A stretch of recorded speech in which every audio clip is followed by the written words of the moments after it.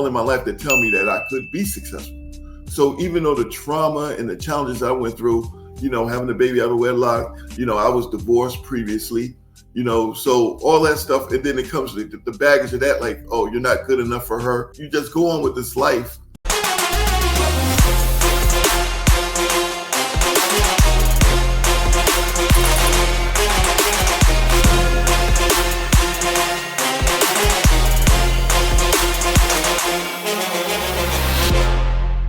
And welcome to another episode of Journey to Freedom, the Journey to Freedom podcast, where we are interviewing in the year 2024. We are doing 100 Black men.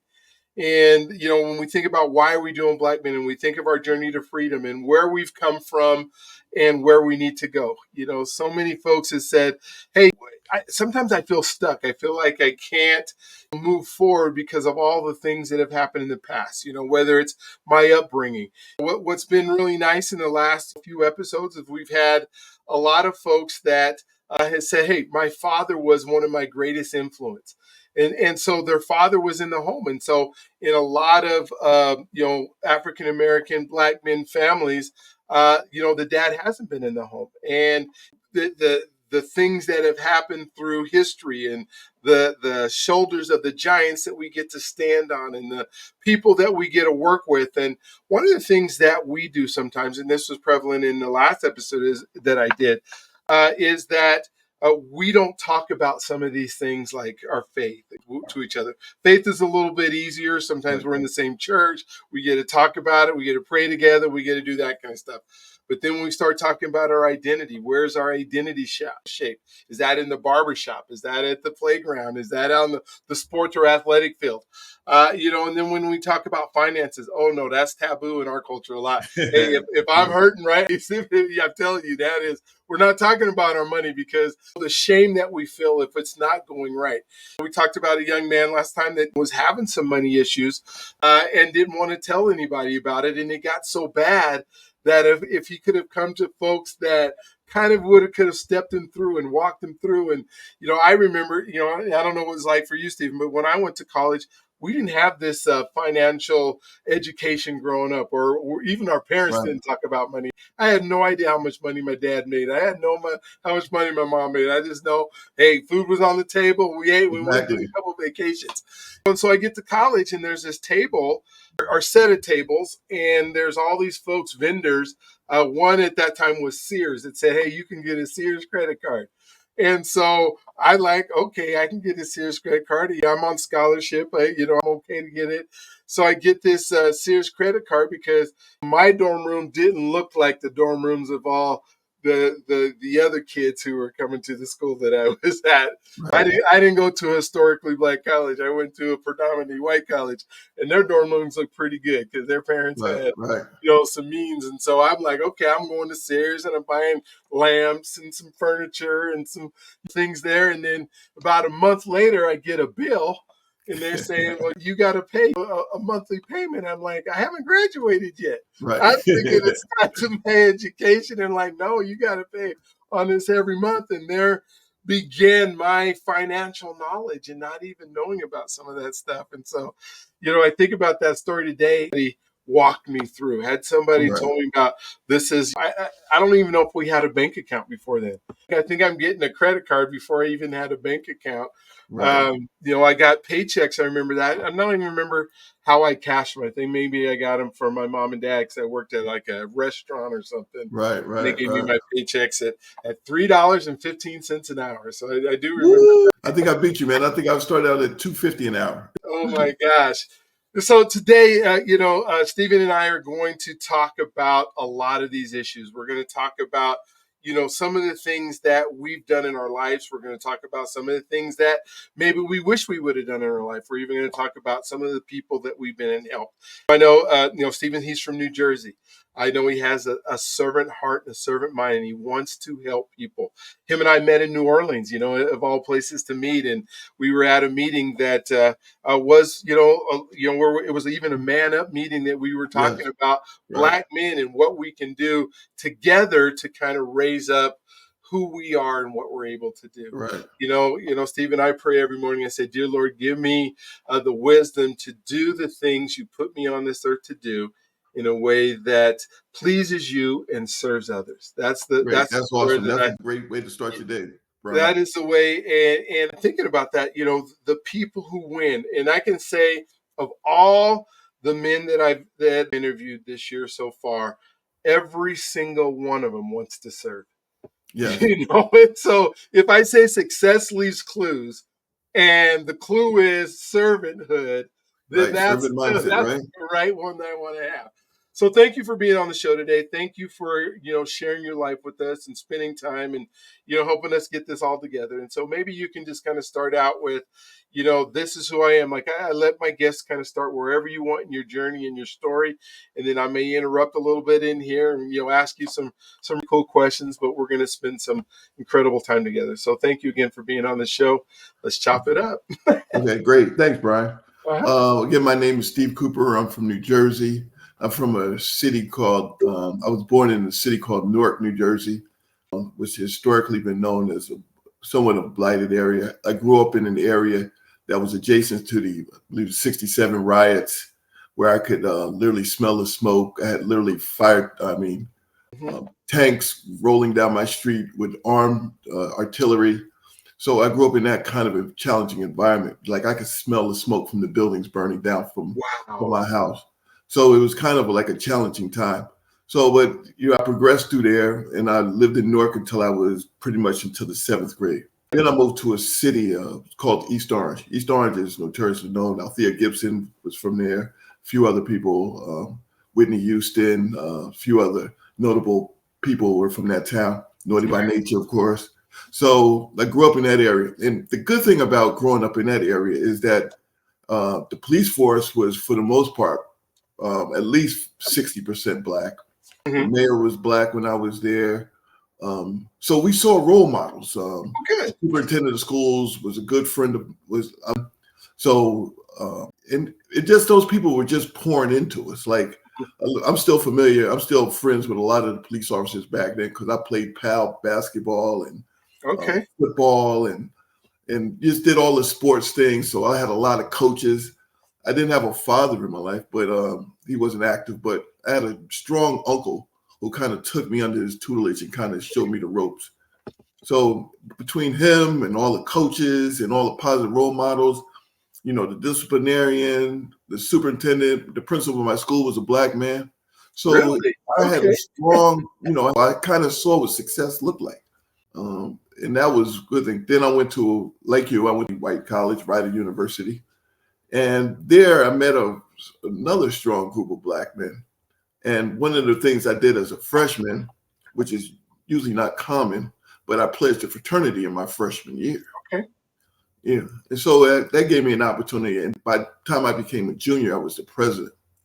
So from junior year till I think even currently, I'm always been in like a executive position or leadership position with every organization I've been to. So the reason I bring up the fraternity is, one, it allowed me to meet strong individuals. Like I'm a junior in college and I attend a conference in San Francisco. And I'm sitting in the airport and the guy says, lady walks up to me and says, son, you need a ride to the hotel? I said, she said, well, the man in the back seat of the car said he'll give you a ride. And I'll say, oh, thank you. I jump in the back seat. This is Dr. Benjamin Hooks, right? Notoriously known civil rights icon. Yes. And Wow. him and I are just chopping it up. I go to a meeting with the fraternity. I'm meeting Ernest Green from the Little Rock Nine, Mhm. Jesse Jackson, Vernon Jordan. I'm sitting in there just having conversations with these men Uh-huh. as an undergrad in college. So when you're in the midst, it kind of inspires you to be great yourself, right? So, Absolutely. and I just had a strong foundation of Black men. So this kind of leads to the opportunity for me to give back. Even though I attended a predominantly white school, I'm in the middle of creating an endowed scholarship targeting minority students at my university. We're in the midst of generating enough funds for that so it can become a scholarship. And this is primarily for minority students majoring in business coming from the inner city. So they pretty much model my model. I was a business major at Rider University, so allow me to see a little thing. It's, when you step straight to school and from the basketball court in your first semester, you have economics, accounting, and finance as a freshman. Woo! That's like a game changer. Yes, absolutely. So that's pretty much that's how my life has progressed so far, especially in the earlier years. Okay. Right now, I'm similar to you. I'm a mortgage banker, I'm a branch manager for a firm called Geneva Financial, Okay. headquartered here in New Jersey, with my office being in Bridgewater. Okay. So I think that's pretty much enough for me right now. Well, I mean, so one of the things that makes us whole, it makes us want to do stuff, and one of the things that I talked about, I try to talk about a lot, our families, and what we try to do, whether it's our families that are immediate families, or our community families, or the people that you kind of talked about, some of the people that you were able to see, that were able to mentor you, and that kind of stuff.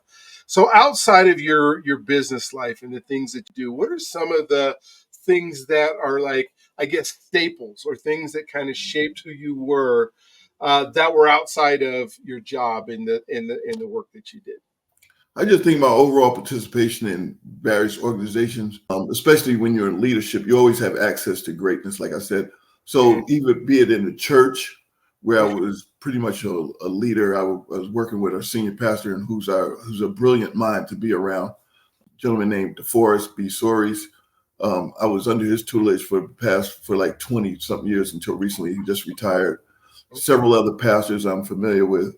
And it just brought me into a room, even in leadership positions, either with municipalities. I have access to a lot of mayors out here and government officials who are trying to do great things. In addition to that, being in a fraternity and being not only president as an undergrad, but being also president of the grad chapter. And when I was president, I had 3 mayors in my chapter at the same time that were all from Black municipalities.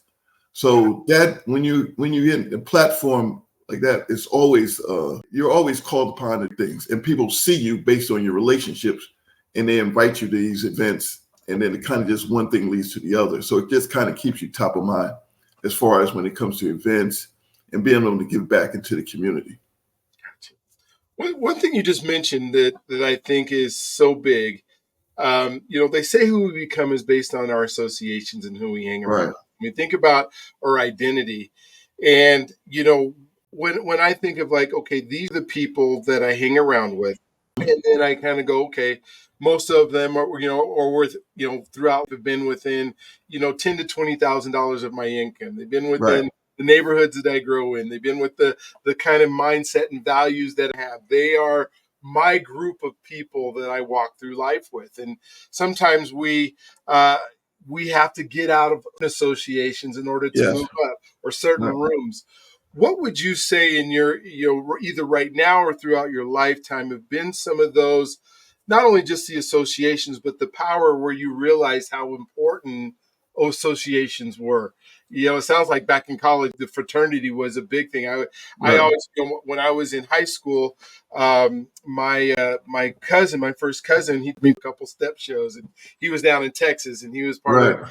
the Kappa Alpha Psi, incorporated. And so, hey, I'm going to college. I'm gonna pledge and something, but my university didn't have any Right. fraternities that were there, and so I didn't get the opportunity to do that. But I hear so much about what I've missed out on, or what I haven't been able Right. to do. Maybe you could talk about that a little bit, associations, and then Yeah, but like a lot of times I with a lot of people, I have friends that are like, one of my friends is vice chairman for a Fortune 50 company.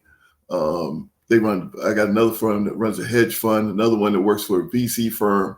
So like just being in prominent positions, a lot of my friends are C-suite, like executives, especially especially not so much brothers, but a lot of women as well. They're just doing great things out there, and they're just into the community and just trying to give back and lead by example and be role models. So when you're in that environment, especially I think you said it easy, Brian. You said if you're in a group of 4 people that are winning, you'll probably be the 5th. Likewise, if you're in a group with 4 losers, you're going to be the 5th as well. So I think that was your point there. And Yeah, that's one of the things that I try to pride myself. I just want to be around great people that are doing things and just changing the trajectory of our people as a whole. what do you think? Because I'm sure in the two neighborhoods in Jersey that you grew up with, every child, every kid didn't make it the same way Right, that you did to be able to right. go to college and be able to do stuff. What do you think separated you from some of the other folks that that you grew up with? I mean, we all have them that you go, what happened? Because we went to this school, we went to even Right, right, pre-elementary school, junior right, high, we had almost the same environment, and right. yet you were able to move out and have all these great relationships, and they weren't. What do you think that you can attribute that to? Brian, I really think is, and this is word I use, it's called surrender. So when I'm in the midst of greatness, I have a tendency to surrender to their opinion. Like there was an older white guy who spoke to me, and I was telling him that I was somewhat, the university I was thinking about going to had a little had like a racial tension. And initially I was going to go to University of Maryland College Park. And he said, listen, this school that you got accepted in has pretty much the top business schools, like if not in New Jersey, in the country. Like it was well known as far as its business curriculum. Mhm. And he said, if you get an opportunity to go there, you cannot deny this opportunity because it's an opportunity of a lifetime, especially coming from a minority community. So I took his word on it. And it was just so many people. I just look back at my life. There was a track coach that talked to me and talked about how my IQ was at a different level based on, and he just spoke positively. And then even in college, I had a English professor that taught me English literature, and he just told me you will have no problems in life. Then he just deposited them to me. We just had these in-depth conversations. Instead of me like saying who are they and who are they talking to, I just kind of like accepted it and like said, listen, I'm gonna move in this space. I don't know if it's spiritual, emotional, whatever. I'm just going to move in this space and try to adhere to what these people are telling me. These people were depositing more into me than even my family. So even though like my mother didn't even graduate from like junior high school, I don't believe I think my mother went to school until she was like in the sixth grade. So that example wasn't there. Mhm. But my immediate family, I'm the first person out of my immediate family to graduate from college. So I had to find different people Mhm. because I couldn't rely on a resource. I love my family, but I couldn't rely on them as a resource because they had never been there before. Wow. I mean, what I'm hearing, and I think it is so neat, and something that we can take as an example, is people spoken to you before you even knew who you were, that Yes, that you had greatness in you, that you right, have stuff. And so right, we have that opportunity for, we think of young men that we meet or people that we walk into the street to, if we see something in them, I think it's important that we say something, that we oh, speak, because we don't know what that impact has on them. Just to have a coach say, hey, your IQ is there. You have the opportunity to go to a great business school. Take advantage of it. Those few words change the trajectory of your life. right, And there's so many times that, we'll see some squirrely, I don't want to necessarily call them knucklehead kids or whatever that we all were at one point, right, and we don't speak into them. right, We tell them all the things that is wrong with them. We tell them all the things that they're not doing right. We tell them all things, but we don't speak that life into them right. that was spoken into you. Um, you know, how do you proceed? Because when I think of identity, what you've said, but then now we get into trust, because now somebody's speaking into you. What allowed you to trust that what they were saying was something that was true? What began in your life, or in your instance, where you were able to trust people? Because I think we're taught a lot in our culture, not don't trust. Right, We're exactly. saying, hey, you got to watch out for this, Right, this, and this, and don't trust. So how does of trusting? right. Know what I found out is like there's a spiritual word help me with my unbelief, right? Mhm. And then you got to be in an environment where you no longer, even if you don't have the belief, you got to trust in somebody else's belief in you, right? Yes. So that's the whole thing. Like until Mhm. you get your belief, trust their belief in you until you get to that level, the belief. And Gotcha. that's the whole thing. And even when I love mentoring, especially inner city kids, especially in the Newark area, East Orange.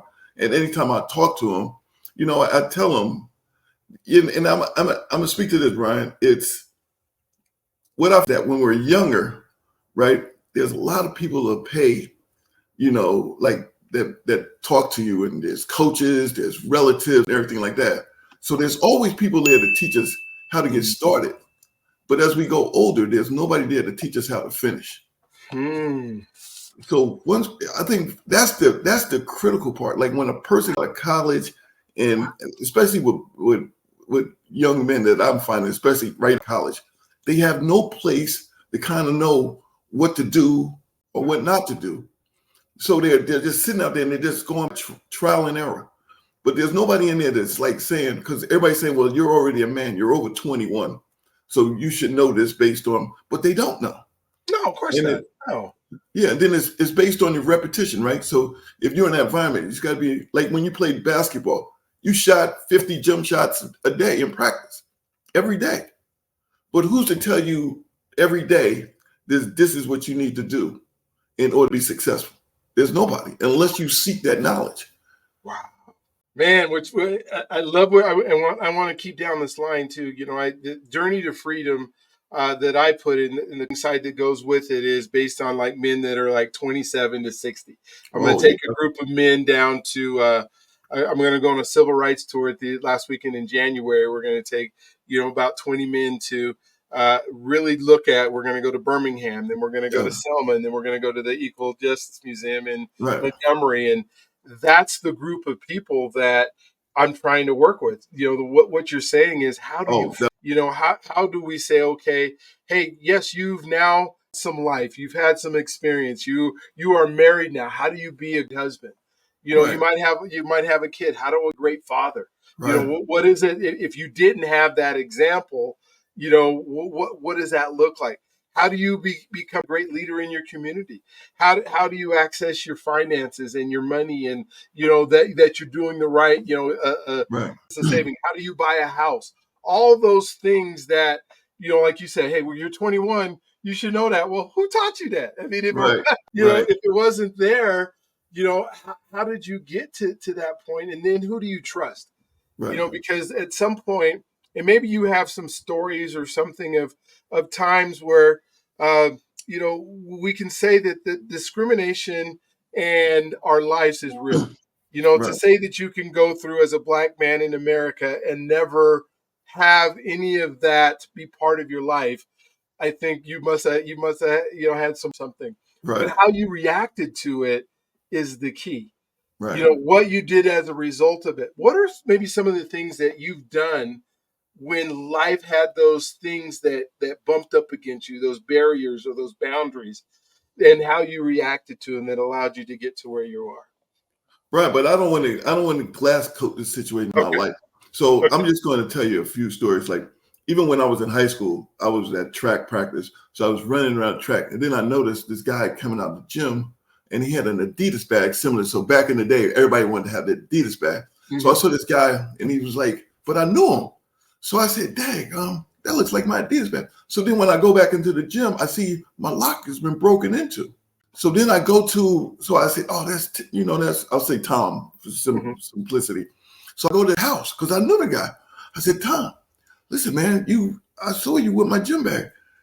And he says, oh, man, you saw me? He said, yeah, yeah. I said, just give me my gym bag, man. My watch and all that stuff, my clothes is in there. He says, all right. Then he comes back out, points a gun at me. He says, I'm on No. probation. If you tell anybody, I'm going to kill you. I said, What? bro, I'm not going to tell anybody. Just give me my stuff back, right? Yeah. Then I go, right? So I get my stuff back. Then later, I'm going to school. Then I found out that a month later, he shot his girlfriend with the same gun that he pointed at me and dumped her body at a lot less than 2 blocks from my house. No. Wow. That's in Wow. high school. In Yeah. So. college, I'm playing basketball. A guy tells me I'm mouthing off at him. He points a gun at me and tells me he's going to shoot me after the game. This is Right. like during the get. Oh my gosh. In the summer league, right? Playing basketball. Yeah. And even recently, I'm sitting out in front of my mother's house, getting ready to go in. 3 guys come out and point guns at me, trying to rob me, like at gunpoint. So this has not been a life of crystal stairs. You know what I'm Oh saying? my gosh. it's No. it's it's been traumatic. It's like how to over that mentally, Mhm. and it has to be something in you spiritually that Mhm. kind of transcends all this trauma. And I think one of the things you talked about, previously is talking about like trauma in people's lives. Mhm. And that's what a lot of us are going through. And the big talking point now happens to be mental health. Yeah. And how can, like James Baldwin says, to be Black in America is to be in a constant state of rage Mhm. because you're always constantly challenged. So those are just some of the things I'm saying that you can overcome. And it's not like I've had a daughter, that I was married to a mother. So, but that I thought it was a challenge at the time, but that turned into one of my best blessings ever Oh my because that taught me how to love. Like I had a daughter, and like now she has her own business. She's like 30 years old. She has like 10 employees, running her own investment banking firm out of Philadelphia and New York. So that kind of stuff is like what I thought would be an obstacle, but it just, as a result of those things, it just puts you on fire about life because you want to say, there's got to be something more God wants me here to do. Because otherwise, in those three instances, my life could have been taken out. Oh yeah, absolutely. I mean, blessed like unbelievably, but I have never had anybody point a gun in my face at me, and Oh, I don't bro, know. Yeah, four times to be exact for me. wow. And it sounds like it's throughout your whole life. It's like Yeah, you are not 21 years old anymore, right? You yeah, are and I'm still like the later guy time in trying your to life. rob me. Three guys jump out of the car with me at gunpoint. Oh my gosh. So let's talk a little bit about mental health because you brought that up, and I would talk about regular health and what we do to keep healthy, but on the mental health side, I think one of the things that we as Black men believe is taboo is this thing of there's could be somebody else that could help me, a therapist or somebody else, Right, and we say I don't need that, I got it oh, all no, under control. you right. know how do you help somebody through that process and reeling because of all the trauma and the things that have gone in on our lives and the things that we've had to deal with, and it is okay to have somebody to talk to? What Yeah, is your thoughts on that? yeah. Black men are not they're not the easiest person. The ego's in play. So Yeah. we know that, and they think it's perceived as, even though a lot of women do, but it's perceived as a sign of a weakness. And as you being an alpha male, you don't want anybody to perceive you as being weak. Like even now, like people will approach me, like even from my church or just in the community, and saying, I need help, right? Can you talk to my son? Can you talk to my husband? Mhm. Because they know that that the male person will not go on their own. Yeah. So that's like, and it's getting to epic proportions right now. I think it's going to eventually be like an epidemic because Oh yeah. people are looking for other things. They're looking at alcohol, they're looking at drugs, they're looking at pain relievers in order to eliminate these tensions, these anxieties that occur in our life. And they're not in these deep, intimate conversations unless they're like in a group therapy kind of situation, like the Yeah. Man Up group or that we discussed in New Orleans, or if they're in a peer group. But men can be suffering, but they always say men cry in the dark, right? They Mhm. cry, when they get home at night and they don't know. They lost their job. Their wife threatens to leave them. They stem with violence. I've seen all this, Brian, and it's like unless the brother sits down and talks to like somebody more knowledgeable, or just not so much more knowledgeable, but just has an open ear, it's going to beat up, and it's going to use to. That's why Black men die earlier than Black women, and it Mhm. usually stems from some type of heart disease, some cardiac arrest. I've been to enough funerals for men that seem like they're in perfect health, and then 2 days later, I'm going to their funeral and giving words at their memorial service.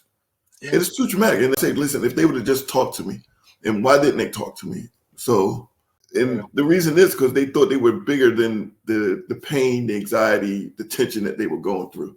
They're not. And it's like, if you don't talk about it, it's going to be hard for you to kind of like, even if you get a counselor or therapist, I think therapists are coming in sync right now because everybody's talking about they have their own therapist. But Black men won't admit it. No. No, not at all. I deal with a macho men, so Mhm. Well, that's like 95% of my friends. Yeah. Well, and sometimes when we get to like the status, we're older. Right, I'm getting ready to be 60, and you're probably a little older than me, but not much. right, And people just think that because we look polished on the outside, right. that we haven't gone through anything, that we Oh my haven't God, done anything. that's the world's biggest fallacy. It's like what we carry inside, bro. We go to the barbershop, right? And everything is talking, the superficial stuff. We're talking about Yes, all the athletes and stuff, and then I meet with a friend. He's like, I'm going through a divorce, right. but I had to ask him, I'm like, wrong, we're not the same. Your countenance is not the same. Your smile's not the same. The way you Right. talk is not the same. What's going on?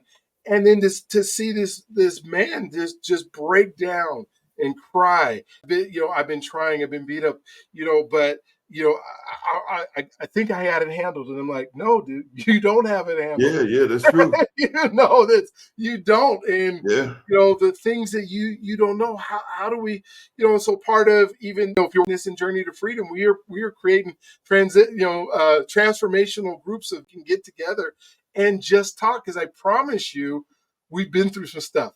I oh, definitely. promise you, we've We tried some definitely. stuff. We haven't been successful at everything we've tried. It's of our failures that have got. I Yeah. mean, am I right? I mean, you Oh, fail definitely. forward. Right? Oh, definitely. I'm saying your failures is like you probably just separates is the resilience because it's like Mm, somebody is speaking into them, telling them like I've had people all like I said earlier, all in my life that tell me that I could be successful. So even though the trauma and the challenges I went through, having a baby out of wedlock, I was divorced previously, so all that stuff, and then it comes to the baggage of that, like, oh, you're not good enough for her, or you're not good enough for the other young lady. You think you should be dating Holly Berry, but yeah. like, but you see that's a problem as well. You just go on with this life, and basically, what brothers is that they have these conversations, but they're inauthentic, right? Because you can, like, as soon as we meet a brother, right? He said, "Dog, how you doing? Good, good. You the man." But he said, "Listen, man, I just divorced from my wife. I just had a baby out of wedlock. I just lost my job." But we will give and say, "Dog, you good, right?" Or "Brother, you good." But Mhm. in we don't have those deep, like if somebody says, "Dog, I just left my job." "Oh man, how can I help you?" We say, "Oh, you'll be good." And it's not, and it happens in every vehicle. It happens in work, in fraternity life. It happens in churches. It's everything, and that's why there's a connect, but a disconnect.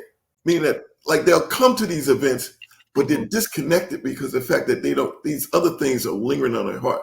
So extrinsically, it looks like all is good, but intrinsically, they're dying within. Yeah. Well, and you see somebody like somebody who's lost 3 or 4 jobs in the last 3 or 4 years, right? And Right, they come to you, and like you said, we say, "Oh, you'll be okay." Well, there's obviously a problem, and the common denominator is that person. right, So we right. probably need to figure Yeah, out, what do we need to do to help you change the person in you, so this exactly. doesn't continue to happen to you Right, because I don't want you to turn into alcohol. I don't want you to turn into weed. I don't exactly. want you to turn to things to escape. Let's figure out what's going on Right, and then walk you through, okay, what happened at those jobs at each time. Well, if you're an angry black man who's showing up and right. you're yelling at somebody, whatever it is, that we got to deal with that issue Yes, before we can start dealing with some of the other things that are going on and why you're getting laid off, because now it stems to everything else. Right now you don't have a job, that means you probably don't have any money. You don't have any money yeah, to provide for. One of the things, and maybe you can speak to this a little bit because you've been here a while, is I was talking to the gentleman yesterday, and we were talking about our history of men able, like, if we jump all the way back to slavery, where men were sold off from their families, and then we jump into the 70s, when project housing and stuff, where men weren't supposed to be in their families, and start getting to the reasons for mass incarceration. And one of the things that, as we think about mentoring and we think about helping other people, is part of what I believe God is put us on this earth to do, is to protect and to provide and to be that there for people, our wives and our families and the people that are around us. And if that's taken away from us, Right. what do we turn to? What are those needs and stuff that, because if we're not able to be the dad, it's just as important for the child to have me as a dad as it is for me to be able to be Right. that dad, right? Maybe you can speak to that a little bit. How do we help people realize and see that it's important for us to have responsibility? I think one of the things, like for me, Brian, like my father wasn't involved in my life. He came back around when I was like really like in college or something like that. And he tried to rekindle some stuff that I lost. But I told him he kind of like this, he missed his moment.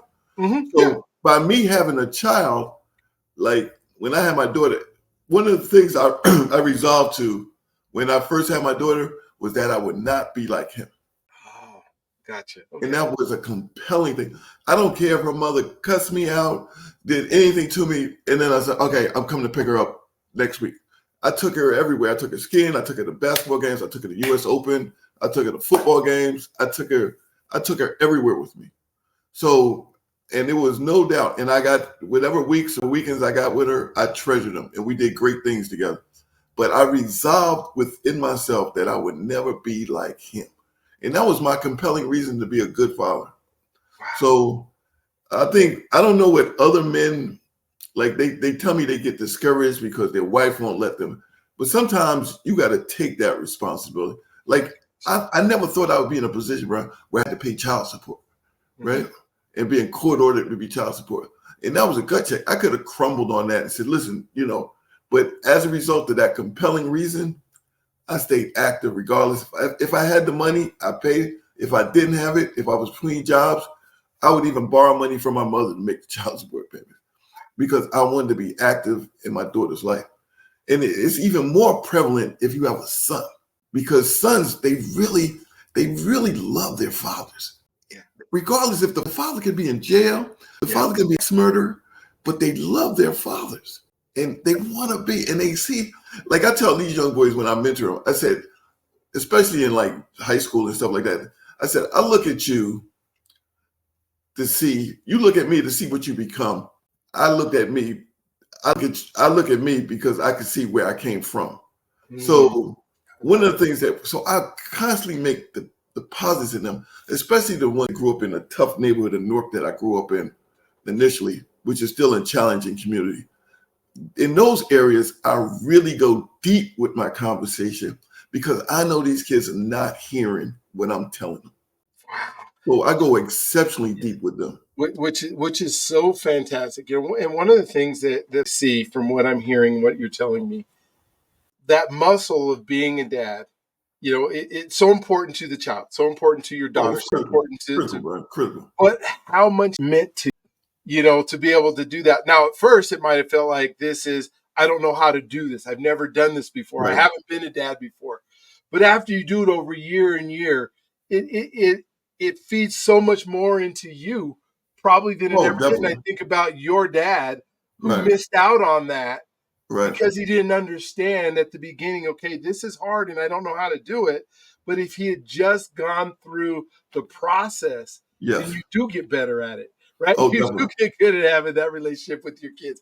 You do get better at, and then it becomes, now I get to protect. I get to provide. You said, hey, I'm going to pay my child support no matter what, even if I have to go borrow it from my mom. That probably, and I could be wrong, I mean, because you resolve to do that. But there's so many fathers, well, I don't have it right now, so forget it. And then they get further and further away. Right, they get further away, right?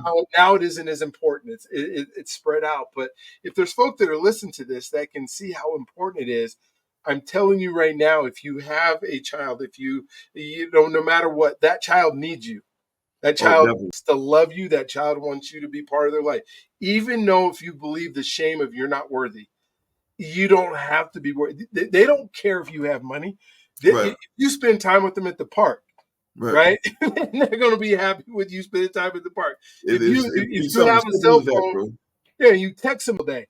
That's what they want. They're not worried about what you got to give. You take them, like I used to take my daughter like to McDonald's or something like that. Mm-hmm. And it was like, and we would just go to McDonald's and sit there and just have a conversation. It's like she's in 3rd and 4th grade. Like, those type of things. I'll tell you Brian, one time my daughter, the school called me and they said, and it was like near Father's Day. So all the kids were doing Father's Day, and she grew up. She went to a pretty much pretty affluent like grammar school. And the school and said, yeah, your daughter was in class crying today because she felt as her daddy doesn't live with her, and and everybody else in the kids they're saying their father lives with them. Man, if she couldn't have cried no more than I did at that, because I kind of felt the pain. Like I said, Dad, I'm being the same guy that my father is. Like if I'm not there, it's active. So then I just escalated the amount of times I was there. Like I would pick her. I don't care what I was doing. I would pick her from school. I don't think I missed it. She played like third, fourth grade, fifth. She played like basketball. Well, she wasn't no good, but I would still go to the game. I would take off to go to her games. Like, and this isn't even AAU. This is just like school stuff, right? Yeah. And it just to be there, just to be in the presence. Yeah. It was important to me. And the other that men need to, if the mom is mad at you, that's okay. That has to do with your child. Right. Exactly. That's between you and the mom. Right. And so you can't spend time with your child because their mom is mad at you. And they may even try to keep you away, but very few moms, if you're making the effort and you're paying the child support and you're there, and they want you to be part of their kids. Oh yeah, definitely. Life, right? I mean, that's the reality. I mean, I'm sure there's situations where they're just so entirely angry about what you did or what that they want to put that child as a pawn in their issue. But even legally, you have a right to. Yeah, definitely, you do. It's so that I'm glad we had this conversation and that you were vulnerable and telling about your life and story, because it is so important for those kids. And when they grow up, I mean, mine, my oldest is 36, my youngest is 27. There's 8 of them in there, but all the time they call me, now it's a relationship that's even more tight. That's even, that, definitely. Daddy's still the person who gets to take care of me, right? Daddy's right. When they're having issues with I'm not, I'm your dad, and I'm not right. I am going to take your side, but I'm not your side, right? Exactly. I'm going to love you through it, but you got to still deal with whatever that relationship is. What do we need to do to fix it? Definitely, man. Definitely. Whatever that is. It's just so important that relationships are there.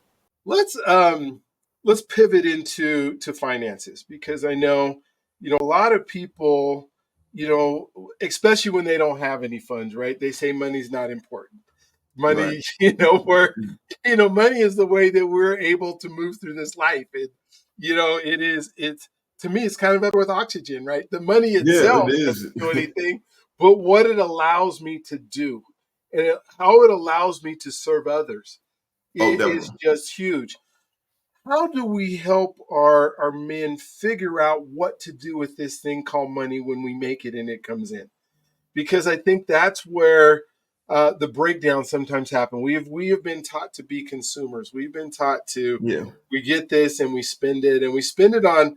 If you're here, and so I'm against it. This is what you do. But I find so many men that I talk to that have a closet full Jordans. Just use that as an example. Right. They got 120 pair of Jordans that they've been spending $200, a piece on, or $100 some dollars a piece, and they got every iteration that Air Jordan's ever made, and they're struggling to pay their rent or their mortgage. Right. How do we? I guess you shoes wherever you go. I mean, but it's not. I'm just using that as an example because other things that. No, that's very common, Brian. It's very common. It's very common, surprisingly. I think one of the things is, we don't want to hear the word budget, but that's really the core where we need to be. But either you gotta, people say like, I'm pretty much against this kind of thing like that you can save your way, but everybody has like a thermometer. Save your way to wealth. You can't save your way to wealth. You can't save your way to wealth. So it's like, it's a thermometer, right? So your thermometer as far as what kind of payment, what you need to make, in order for you to be comfortable. Now, I don't care if that's going back to school, taking on another job, whatever, but you got to be at that thermostat because you can't pay down enough debt because psychologically, you're going to be able to do that because you're being marketed to so aggressively. You turn on social media, you turn on television. Everybody's got like I went to look at a pair of Nikes yesterday. They're like $155, like for a pair of Nikes. Like I'd rather buy the stock, right? Mm-hmm. But Yeah. but it's like how can you in these things and we use these things as vehicles to show that we've made it. Mm-hmm. So Mm-hmm. like I got a client, and you probably used to talk about this, Brian. I got a client, she makes $60,000, but she got a $1,500 car payment. Yeah. Yeah. Right? So like she's asked me how much can she afford? I said, you already have it. You're driving it. You're Right? driving, yeah. Because $1,500 car payment, it's like it makes no sense, right? At $60,000 a year. That's 30% of her income is going towards a car payment, right? Needless to say, what she's going to pay for rent or whatever she's going to. Yeah. So those are the kind of things that we kind of like.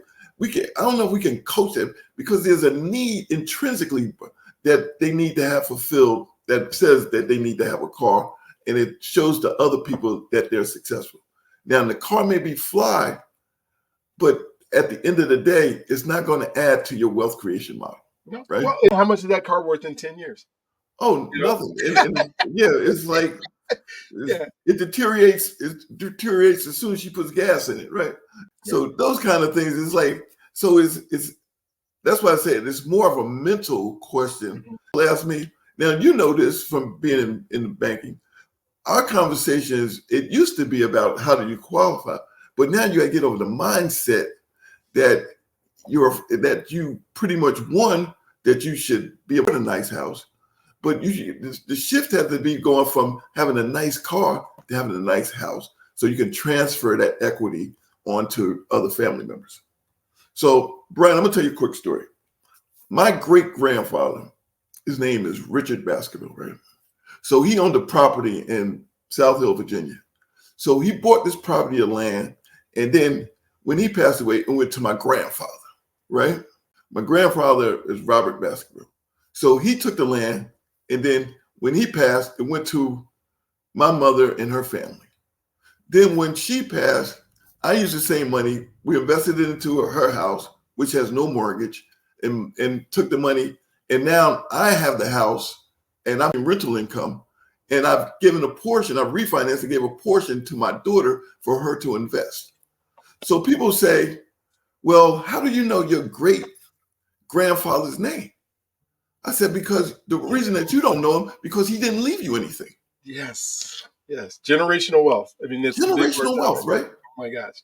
Absolutely. That's the best example I can tell you. People say, well, I don't even remember our great grandfather's name. That's because he never left you anything. Didn't leave anything. But you have the story because the what he created was from generation to generation to generation. Oh my generation past to generation. And I hear what you're saying, because people want to have nice things. When I'm, sometimes I'm saying, okay, let's get you into a home. That's what's going to start this legacy of wealth. Right. And so I said, but this is, you make $60,000 a year in Colorado. This is what you can afford. Right. So I don't know what's wrong with the real estate agent that took you to the $700,000 houses. Oh yeah, definitely. And you got excited about that. Right, but that's not where we're going to start. No. We need to start here. We need to start somewhere. And one of the things what you're alluding to, and one of it's been working for me as I'm talking to people, is I'm saying, okay, I'm not telling you not to have anything, because that's not going to happen. You are too ingrained into our consumer, world of America that we live in, and it's just part of who you are. So, but let's take what portion of your income, let's say maybe, so that $60,000 would be $6,000 this year. Let's take 10%. Well, 10,000, you should be tithing. That's just belief. But then that next $6,000, let's invest in you. Let's invest in personal development. I'm not you by. I'm just saying, let's change the mindset of who you are first. Let's get you into, whatever it is, and whatever type of coaching or whatever kind of classes, whatever kind of something, where now you're developing you. So slowly over time, now your mindset can change about what you truly want. Right. Because that's what I find. The more that we work on ourselves, our desires change. Oh, definitely. I agree with you 100%. I agree with you 100%, bro. Yeah, I mean, No, so because we're in a world of instant gratification, though, Brian. You realize everything has got to yeah, be instant. yeah. Instant oatmeal, instant coffee, instant everything. So everybody wants it now. Like they see it on television, they want it now, right? They see somebody else with it, they want it now. 50 Cent has it, they want it now. It's insanity. Nobody Yeah. wants to work for anything. No. You remember when we had to go home before we could talk on the phone? Oh yeah, no, No way to talk to anybody. no, of Get course on not. there, text Yeah. somebody, ask them a question. No, I go, I might have to wait a week before I see him again to even talk to him. Yeah, people don't even know. It's like, I had the long cord so I can go in my room to talk to my girlfriend, right? I can remember like when my wife and I would go on a date or something, and we'd have to leave the babysitter with the number to the restaurant in case something happened. Right. Well, what do we? And we're sitting up here. I can't put my phone down for a meeting because what if my kid calls me?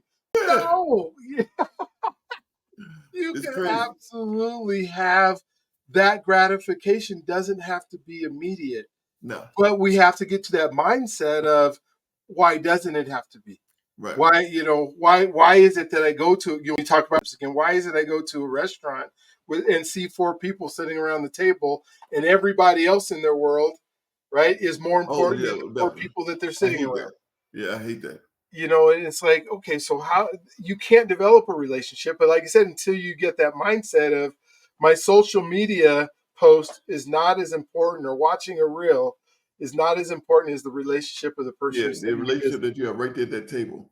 that And a person lot of that's right at times, the table is going to drop knowledge on me and help me. right, yeah, Probably if they're my family or somebody that I've met with or have a mentor with. I can't count how many times I've met somebody and said, "Let me take you out to lunch because I want right. to learn what you know." Yeah, But that mindset had to come from somewhere, right? It isn't just automatic. It came from doing a different class where somebody helped me, and then it went to another thing. Well, wait a minute, this person, all these people have something that they can invest in my life, so that then I can go invest in others. I was listening to a guy on a podcast telling me about.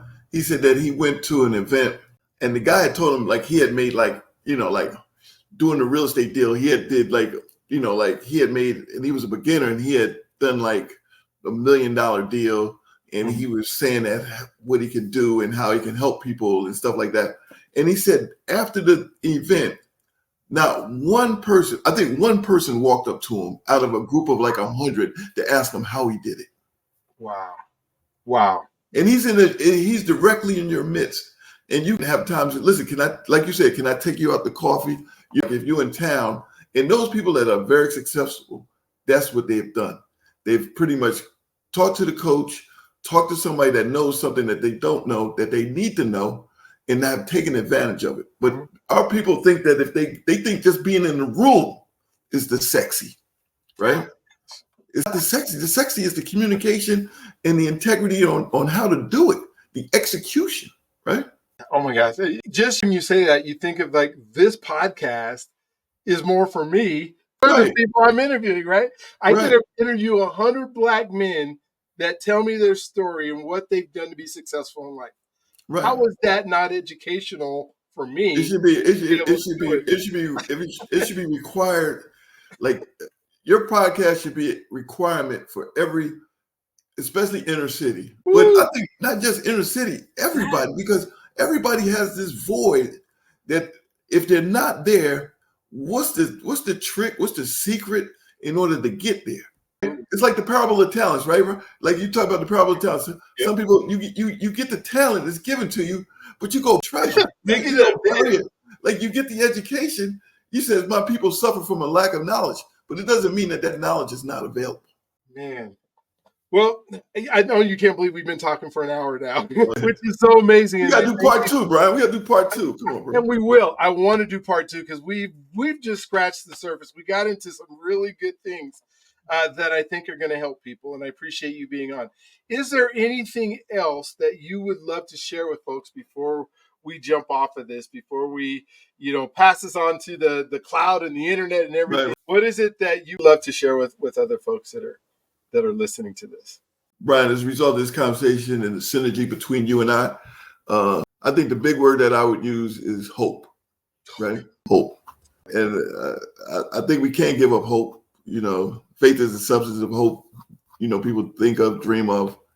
And I just think as a people, if we hope, um, especially for our brothers, and how we talk to them and how we encourage them, and we just got to give them the benefit of the doubt, and we got to speak positively into their lives. To just say that, that they're going to cure this problem by themselves, and it requires like a group thing because, you know, it says where two or more are gathered, but that doesn't just pertain to church, right? That's No, of course. all groups, masterminds. We need masterminds. We need group things. We need these conversations. We need buy-ins. We need coaching programs. We need everything. We need a lot of help because the trauma that we're coming from is legacy. It started like even from slavery. I can still see the characteristics of some what brothers that went through during slavery, like not to be with their families. Like that was started out in that book Cast. It talks about how they separated the men from the wives so that they could pretty much, like disengage the black man from the relationship. So these are the kind of things that we need to talk about and have conversations about. Needless to say, like we talk about sports. Like I hate when the brother says, my team. I said, that owner don't care about you. Didn't you see what he did to Colin Kaepernick? Like my team or my jersey, you're wearing another man's name on the back of your jersey. Like that stuff it's not real. But then your kids are suffering from knowledge because you're not available because you're going to the football game. Like, Yep. Amen. So I just want to speak to hope, man. It's like I love it. I love it. And if you are watching this, an incredible example of a father, a credible example of a community leader, a credible example of somebody who's trying to make a difference, and not only trying is making a difference. And so, what of this is find somebody. Associations are everything. Relationships are everything. If you are not making, even if you find in the comments and you send us a message, we're going to find somebody who can help walk you through to become the person you need to be. My goal in life is to help people become the person they need to be so they can do the thing that God put them on this earth to do. right, exactly. As you have been called to do something special in this world, but you're probably not the person that can do that yet. So Right. let us help you get there. Stephen, we are not done with our conversation. We might be done with this podcast for today, Right. but there are going to be many more opportunities where we're gonna come together. We're gonna do some things together, make a difference in people's lives, and we're gonna, this is to me is not just, hey, I listened to something good today. And I'm encouraging the folks that are listening, subscribe, hit the bell, whatever you got to do, listen to these podcasts, and then make a resolution or be resolved to getting involved. We're going to show you. I'll show you different ways through this podcast to get involved because it's going to take all of us. It can't just take Stephen or I to make this happen. It's going to take all of us, one, growing ourselves, growing our own mindsets, becoming different people. And then the other part is then going out and sharing with others. So thank you for being on. Thank you for, being part of this Journey to Freedom podcast. And we look forward to speaking to you on the next one. You have an amazing day. Don't forget you're God's greatest gift, and he loves you if you allow him to. Right.